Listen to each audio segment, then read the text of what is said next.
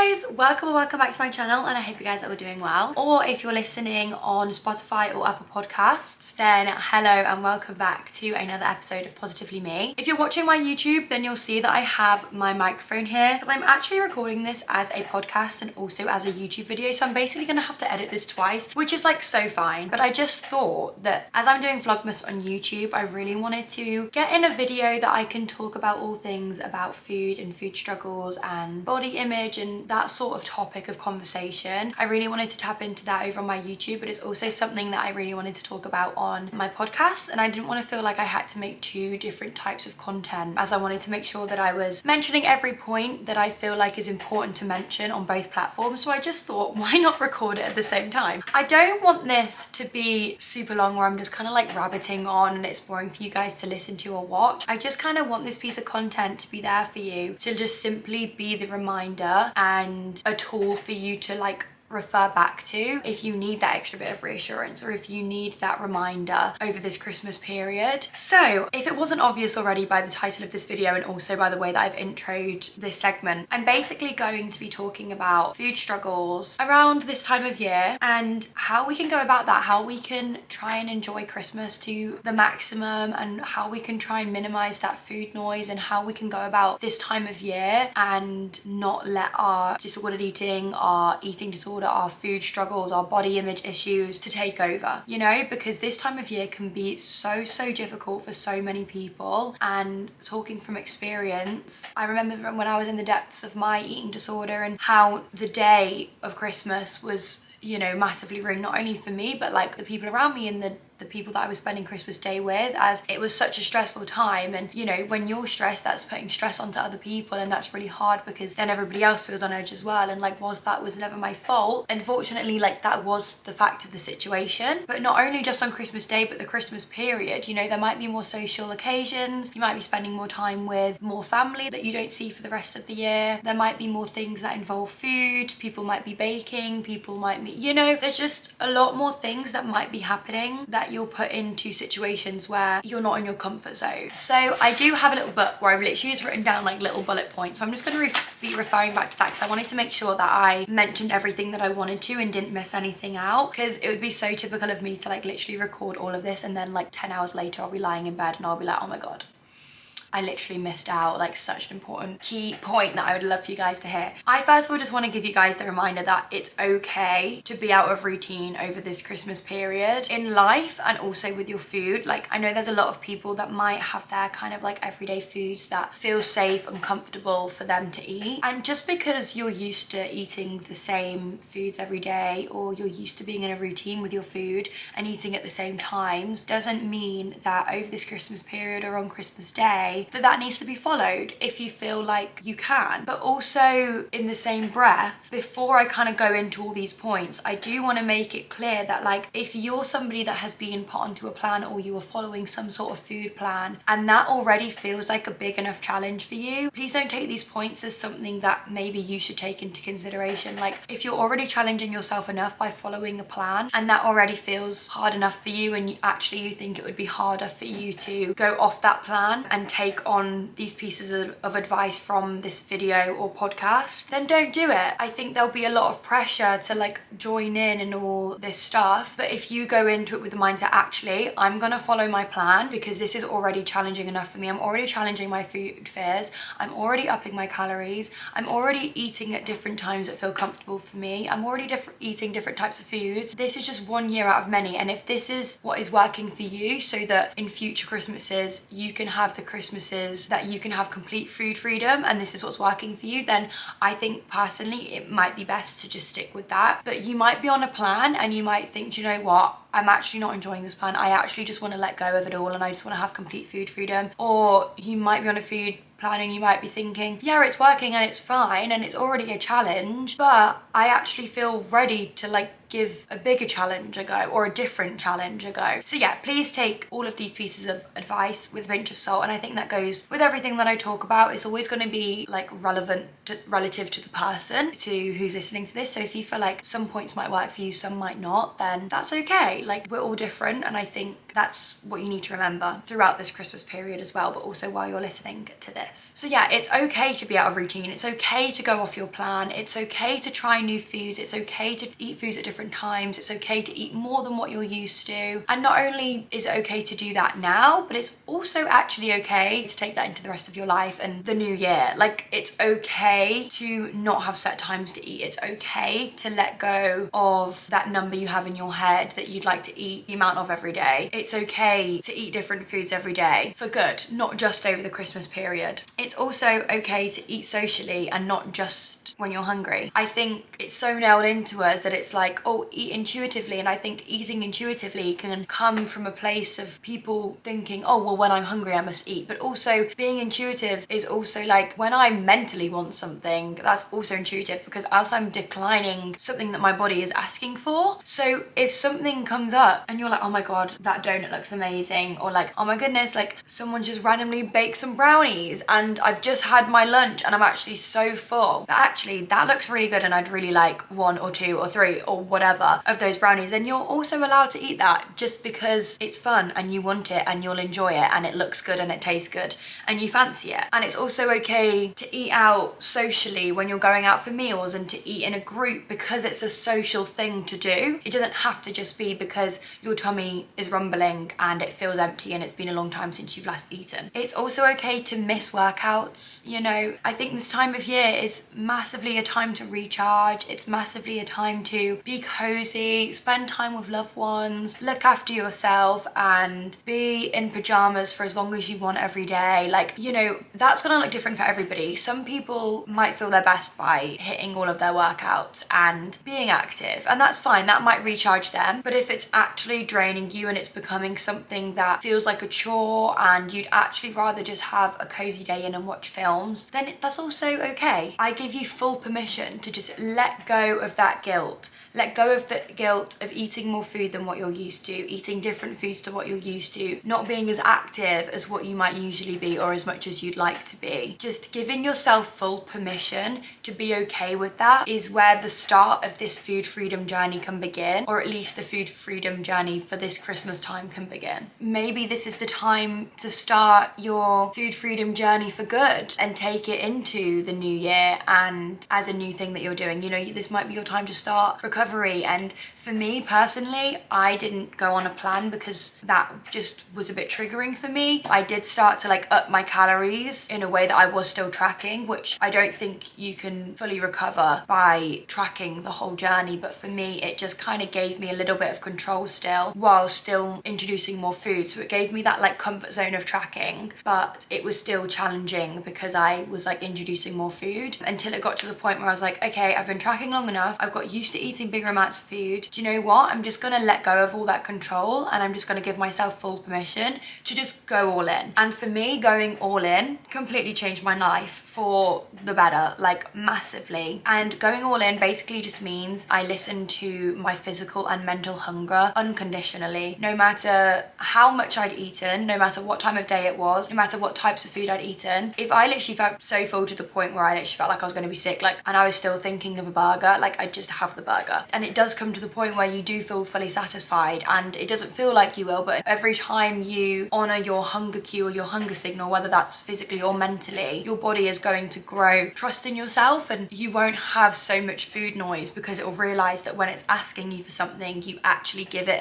instead of restrict. I also just want to mention that this doesn't have to be a time of year that, say you're restricting yourself loads and eating not that much so that on Christmas Day you can go ham and eat a million roast potatoes and have 5 portions of dessert and really go all in on Christmas Day. Like, you don't have to restrict and eat less just so you can eat more on the day and then punish yourself afterwards. Like, no, you're okay to just honor all those cravings and hunger cues every single day. And again, like, by restricting yourself and then letting yourself eat anything and everything in sight for one day and then pulling back again, you're only gonna create this like toxic mindset and behavior behavior, which means your body and mind won't trust you, and you're just always going to kind of be in this vicious cycle. So letting go of that, realizing that yes, it feels scary, yes, it's a big deal, but I can let go of that control. It will be hard, and the journey of recovery can often be one of the hardest parts, but it is worth it when you can come out the other side of that and it becomes your normal to just have full freedom and to say yes and feel okay with that, and that guilt and food noise will lessen and lessen. I think there's so much fun and so many memories and so much goodness to be had over the Christmas period, and it would just be a real shame to miss out on making those memories and experiencing those fun times because you're worried about what your body looks like. You know, what's the point in looking a certain way or being a certain size or weighing a certain amount if you don't have the energy to enjoy the moments that are like offered to you? Or not only that, like if you're missing out on those fun times because of the food that's involved. I also wanted to briefly mention the New Year, New Me thing, because I think around this time of year there can definitely be like, start this diet, like become in your best shape for like the new year, like, you know, do this, do that, whatever, because it's the new year and there's diets going around, there's people trying to sell their businesses of their coaching to be like, you know, start with me in the new year, you can look like this by summer, like people sharing calories and things that they're going to be doing in the new year. Yes, the New Year, New Me is definitely a thing, and there's definitely beauty in setting yourself goals and having things to look forward to and work towards, and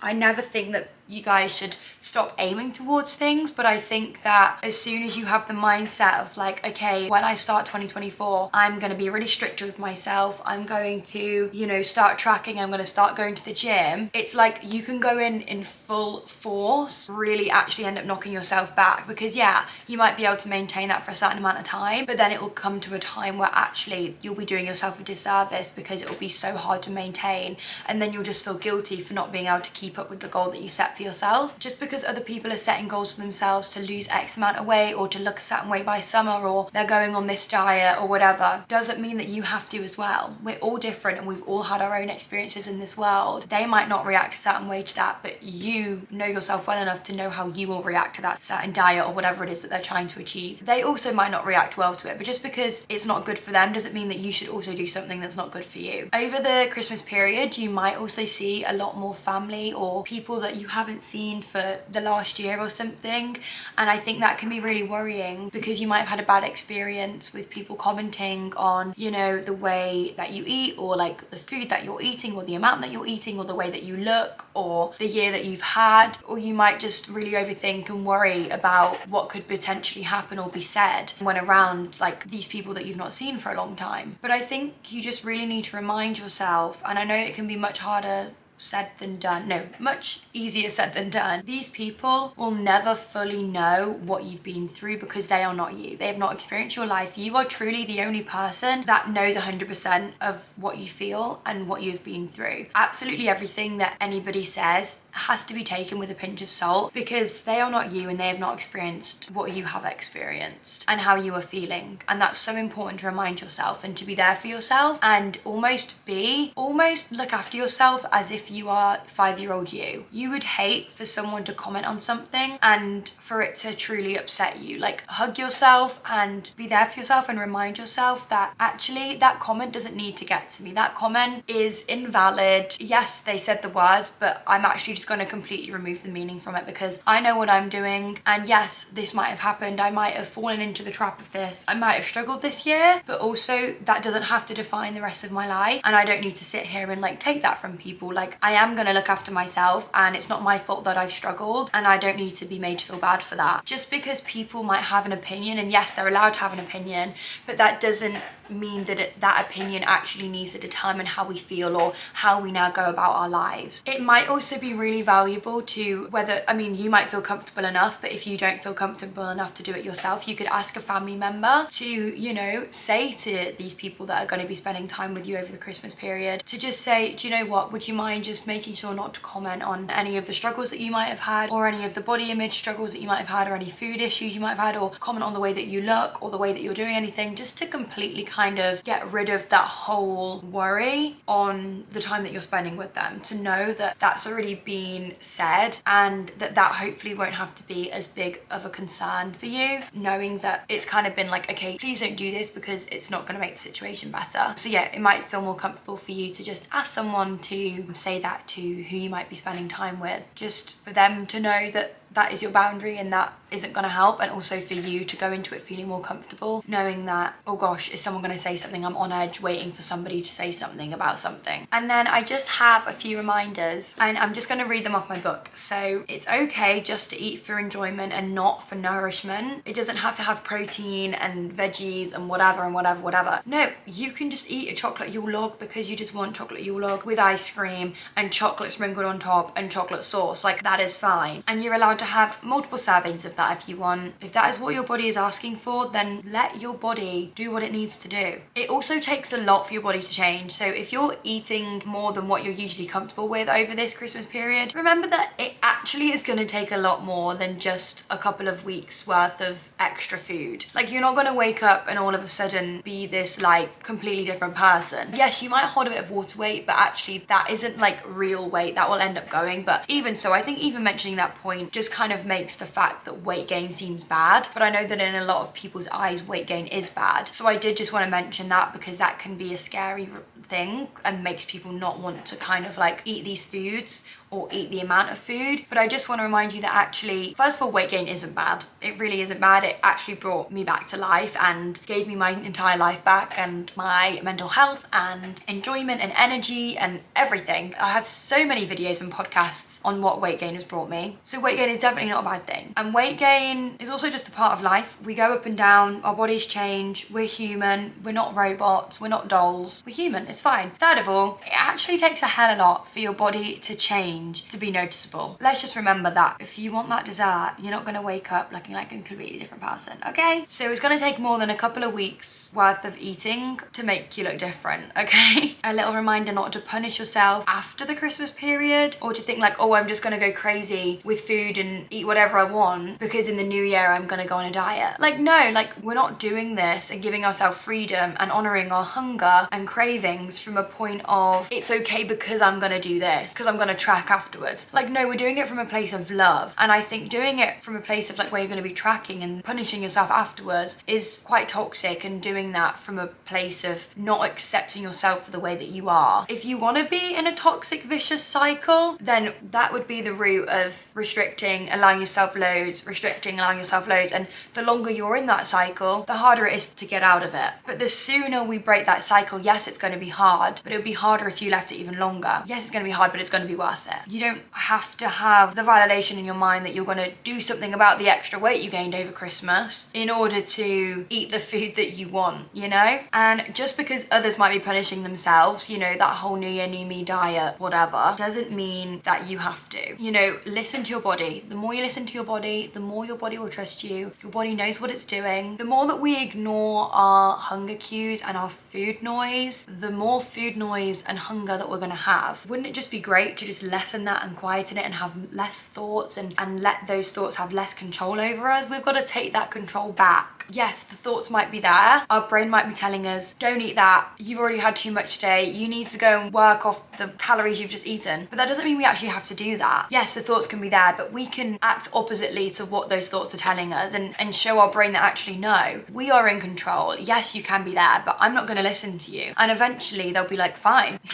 I'm not going to be here then, you know? Or at least they're going to be a lot quieter and a lot less often. A reminder that your worth isn't defined by your weight or your size. And it's also not worth missing out on memories to look a certain size. Something I like to remind myself is that food is actually memories and experiences, and something we can look back on and remember, and brings us enjoyment in the moment, but also when we look back on it, we also remember that enjoyment. We don't need to calorie count over this festive period because food isn't the enemy. Food isn't a number. Food is food. There's no good or bad foods. I think as soon as you have that good or bad food label, it definitely becomes a toxic thing. It becomes something that feels trackable or like you should or shouldn't. Like, no, like, just look at food as simply food. Funnily enough, your body actually wants you to be the happiest, healthiest version of yourself, so it's going to do what is actually best for you. So if it's asking for something, or if it's saying that looks good, or like I want this, or oh, this would be good. It's doing it for a reason. So just try and have a little bit more trust in yourself, because your body is not the enemy. Your body is your home. Your body is a wonderful place that keeps you alive every day. It deserves to be happy and healthy. It deserves to be responded to. It deserves to feel its best. So I think this Christmas period would be a really great time to allow it to just be, and not to be treated like it needs to look a certain way or it needs to be changed, because your body is actually perfect the way that it is and the way that it wants to be. I really, really hope that that's had some sort of, I don't know, made some sort of difference to you or your mindset going into this Christmas period and the new year and Christmas Day itself and this time of year. Try not to look at yourself in mirrors. Wear the cozy stuff, wear oversized stuff if you're worried about the way that you look, or, you know, if you've got a Christmas party up and you're worried about wearing a dress. First of all, wear whatever makes you feel comfortable, but also remember that things look good when you rock it with confidence, not because you have the smallest waist in the room. Like, if you're walking into that room with a smile on your face, you know, you're glowing from within, you're feeling your highest version of yourself because of the way that you feel inside, your personality will glow, the confidence just comes across different. Whereas if you're trying to hide yourself or trying to make yourself look smaller or staying away from people, you're actually gonna like draw more attention to that instead of just being like, wow, like her energy is amazing. Not in a way of like, oh, you need to be really energetic, you need to be really bubbly, but just in a way of like, oh, she holds herself well, like she looks good because she feels good, you know? And that's the energy we want for